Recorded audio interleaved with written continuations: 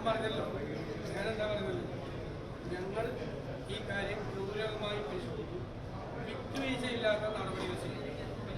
ഇതിൻ്റെ ഒന്നാം ഘട്ടമായി വിത്തിൻ 24 hours ഒരു പരാതി പോലും ഇല്ലാതെ അതേ രാജിച്ചു. ബാക്കി പാർട്ടി അത് പരിശോധിക്കും, അന്വേഷിക്കും. അതൊരു പ്രൊസീജിയറുണ്ട്, സിസ്റ്റമുണ്ട്. എന്നിട്ട് നോക്കാം. പിന്നെ ഈ പറയുന്ന ആളുകൾ, ബഹളം ഉണ്ടാക്കുന്ന ആളുകളൊക്കെ അവരുടെ കാര്യത്തിൽ അവരെന്താണ് ചെയ്യുന്നത് എന്ന് അവരൊരു ആത്മപരിശോധന നടത്തുന്നതല്ലേ. ഞാൻ ഇവരെ പ്രൊട്ടക്ട് ചെയ്യുന്ന പറഞ്ഞാൽ എൻ്റെ വീട്ടിലേക്ക് മാർച്ച് നടത്തും. അപ്പോൾ ശരിക്കും അവർ ആരുടെ വീട്ടിലേക്കാണ് മാർച്ച് നടത്തുന്നത്? അവർ ക്ലിഫ് ഹൗസിലേക്കാണ് മാർച്ച് നടത്തുന്നത്. ഏറ്റവും കൂടുതൽ ആളുകളെ, ആരോപണ വിധേയരായ ആളുകളെ പ്രൊട്ടക്ട് ചെയ്യുന്നവരാണ് കേരളത്തിലെ മുഖ്യമന്ത്രിയാണ്. ഞാൻ പ്രൊട്ടക്ട് ചെയ്തു. ഞാൻ പറഞ്ഞത് കർശനമായ നിലപാടെന്ന, വിട്ടുവീഴ്ചയില്ലാത്ത നിലപാടെന്ന്, മുഖം നോക്കാത്ത നിലപാടെന്ന് പറയും. അപ്പൊ ഇതൊക്കെ ഇപ്പൊ കോഴിയെ കൊണ്ട് ഒരു പ്രകടനം നടത്തും, നല്ല തമാശയാണ്. പക്ഷെ കോഴി ഫാം നടത്തുന്ന ആളുണ്ട്, അങ്ങോട്ടല്ല പ്രകടനം നടത്തുന്നത്. CPM നേതാക്കൾ കോഴി ഫാം നടത്തുകയാണ്, അങ്ങോട്ടാണ് ശരിക്കും പ്രകടനം നടത്തുന്നത്. 1 കോടി ആയിട്ടല്ല പോയത്, കോഴി ഫാം ഉണ്ട് അവിടെ. ഇതൊക്കെ ഇപ്പൊ BJPയുടെ ഒരു മുൻ മുഖ്യമന്ത്രി പോക്സോ കേസ് പ്രതിയായിട്ടും ഏറ്റവും വലിയ ഉന്നതാധികാര സമിതി ഇരിക്കുന്നത് BJP.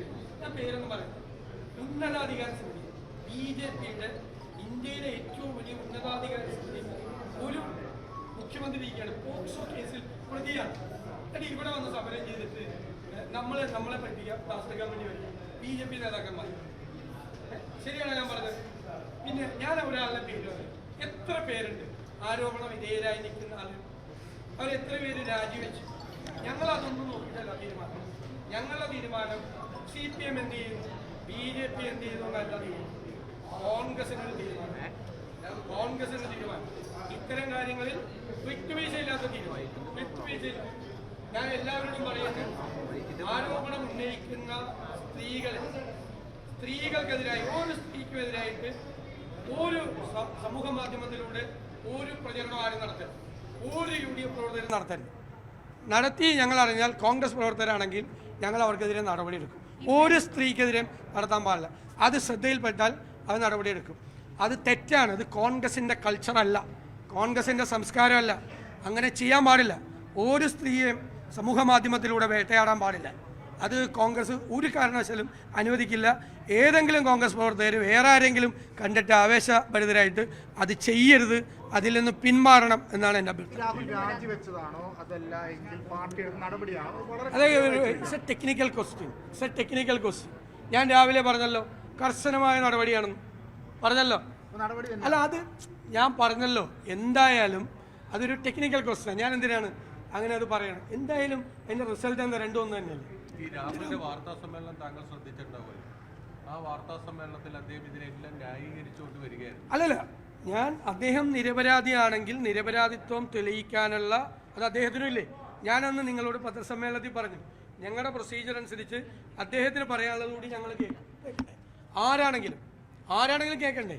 നമ്മളൊരു അന്വേഷണം നടത്തുമ്പോൾ ആരോപണ വിധേയനായ ആൾക്ക് കൂടിയുള്ള അഭിപ്രായം ഞങ്ങൾ കേൾക്കുമെന്ന് ഞാൻ പറഞ്ഞു അന്നത്തെ പത്രസമ്മേളനത്തിൽ. എല്ലാം സൂക്ഷിച്ച ഉപയോഗിച്ച് എല്ലാ വാക്കുകളും. അപ്പോൾ ഞാൻ CPM എന്ത് ചെയ്യുന്നു, BJP എന്ത് ചെയ്യുന്നു എന്ന് ഞങ്ങൾക്ക് പ്രശ്നമല്ല. പക്ഷെ അവർക്കൊന്നും ഇതിനെക്കുറിച്ച് സംസാരിക്കാൻ, നാവനക്കാൻ ഉള്ള അവകാശമില്ല. കാരണം അവർ ഓരോ കേസ് ഒന്നല്ലല്ലോ, ഒന്നാണോ? ഞാൻ പറഞ്ഞ മാതിരി കോഴി ഫാമാണ് ഞാൻ.